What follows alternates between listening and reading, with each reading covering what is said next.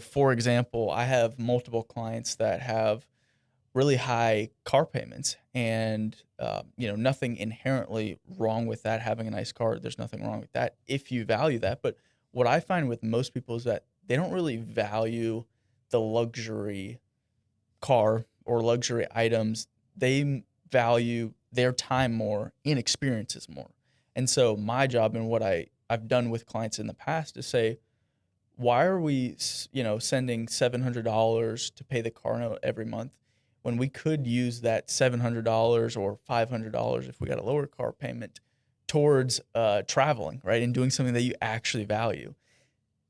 That's what I believe is one of the most valuable things that I do, is making sure that your values and vision are aligned with your money and where it's actually moving towards on a monthly basis.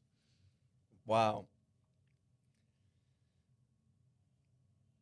That's so interesting because what you're finding with many of your clients is what they're spending money on is actually not something that they truly align with, nor do they even value.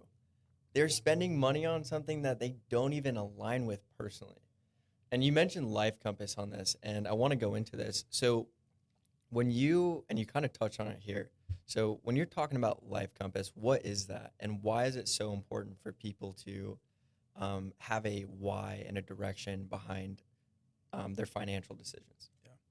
So it's some life compass, as I described it, is some sort of direction. I have clients go through value, visions, and goals, but that can look very different to everybody. But the reason why we need some sort of direction is because if you don't have this, you're going to end up at some destination, right? You're going to retire someday, and it may or may not be the spot that you actually want because you never documented this. That's pretty scary. Yeah, it Yeah. is. And most people have probably seen it online where, you had the most diligent saver. Usually they don't have like a huge income. And so they sacrificed a ton for decades. And then they get to retirement, and it's not all it worked up to be because they don't necessarily value traveling or whatever they're doing in retirement.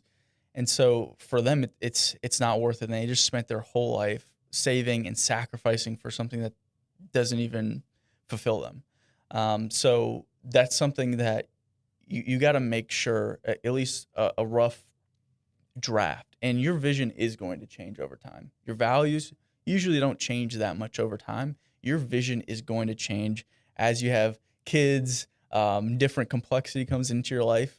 Your vision is going to change what you want, but the most important thing is that we're working towards something, um, and there's purpose behind that. Mm. I think it's so scary that somebody can spend their whole life thinking they're doing the right thing, thinking and like prioritizing in the way that they think is the right way. They feel like they're doing something productive, and then it just ends up taking them not where they want to be. And they wasted all of that time when they could have actually had a conversation and put themselves in a better position. So you use this phrase scattered success syndrome. What is that? And what does that actually look like for the clients that you're sitting with? Yeah. So the clients that I run into, and as I describe scattered success syndrome, which is something I've kind of coined and come up with working with high earners, is that your financial infrastructure hasn't kept pace with your career success, meaning that the infrastructure, if any, that you had when you got out of college hasn't kept pace with your career success. The different raise increases, the different accounts that you've accumulated, the different tax complexities that you now have on your plate, it hasn't kept pace. And so you haven't updated it, and it's not necessarily your fault, right? Nobody teaches you this stuff. And it takes time. And so that's why at the start of this, I said, not everyone has to have somebody do this for them, but what's important is that it gets done. But if you don't have the time, you don't want to do it, and you don't think you're going to be able to maintain this, which is the important part, then that's where it makes sense to have somebody to outsource this to somebody that can take this off your plate while knowing that it's actually getting done. I think a lot of people spend their time beating themselves up for where they're at financially. And there's a lot of shame, a lot of fear, a lot of negative emotions in that. And for lack of a better word, we can say it's a lack. They blame themselves for a lack of discipline. Yeah. So when you say that people's financial situation isn't a discipline problem, what do you mean by that?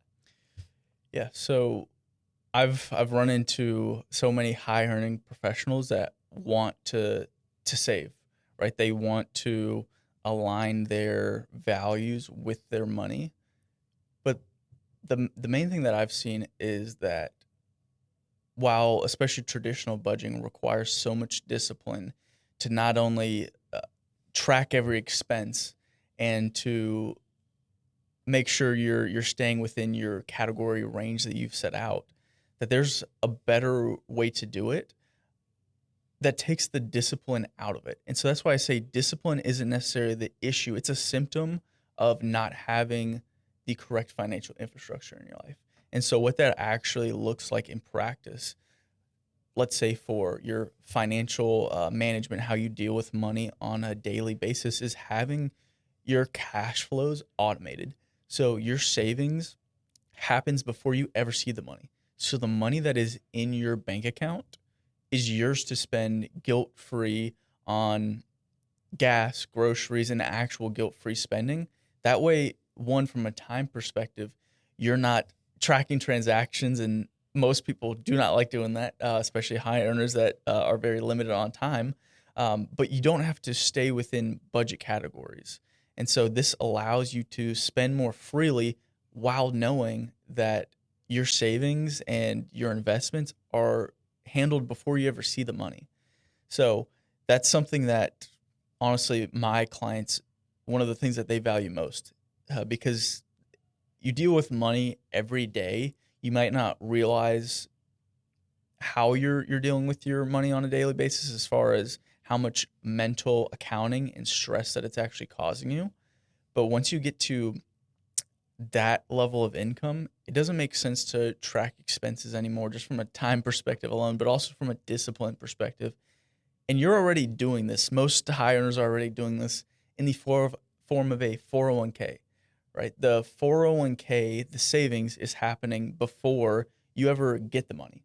And so a lot of high earners that I talk to and people that I talk to, they don't even realize or feel that they're saving the money. And so we can take that same approach, but to everything else in your finances. And so that could be, contributing to different IRAs, taxable brokerage accounts, whether it's you want to get into real estate, saving up for a down payment, even travel, sinking funds, right? If you have a hard time saving money that's in your account, because it's human nature for the vast majority of people to spend whatever's in their account, well, then that's an infrastructure problem. And the symptom of that is the discipline, but we can actually take the discipline out of it if we create the right infrastructure. Hey, real quick, if you're a high earning professional or business owner and found this video insightful, I created a quick scattered success scorecard. In about 2 minutes, you'll see how scattered your finances really are, the potential 10-year cost range, and which 2 or 3 areas are most likely leaking your money and mental energy right now. It's free. Link is in the description and bio. Go check it out.